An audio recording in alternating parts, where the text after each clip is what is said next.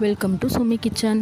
நம்ம இன்றைக்கி என்ன செய்ய போகிறோன்னா, எந்த விதமான மசாலாவும் ஆட் பண்ணாமல் வெறும் வரமிளகாய் மட்டும் போட்டு ஒரு மிளகாய் கறி தான் செய்ய போகிறோம். டேஸ்ட் சூப்பராக இருக்கும். எல்லோரும் கண்டிப்பாக ட்ரை பண்ணி பாருங்கள். வாங்க எப்படி செய்யுதுன்னு வீடியோக்குள்ளே போய் பார்க்கலாம். ஒரு பேன் வச்சுட்டு ஆயில் ஊற்றி கடுகு கருவேப்பிலை போட்டு ஃப்ரை பண்ணிவிட்டு, சின்ன வெங்காயம் 1/4 கிலோ, பெரிய வெங்காயம் 1 கட் பண்ணி வச்சுருக்கேன். அதையும் போட்டு ஃப்ரை பண்ணிவிட்டு 10 பல் பூண்டு சின்ன சின்னதாக கட் பண்ணி வச்சுருக்கேன்.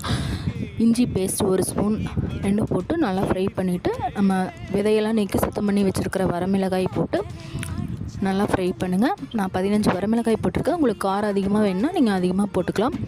அது கொஞ்சம் ஃப்ரை ஆனதும் நம்ம வாஷ் பண்ணி வச்சுருக்கிற 1/2 கிலோ சிக்கன் போட்டு 1/4 ஸ்பூன் மஞ்சள்தூள் போட்டு நல்லா ஃப்ரை பண்ணுங்கள். சிக்கன் வேக தேவையான அளவு தண்ணி ஊற்றுங்க.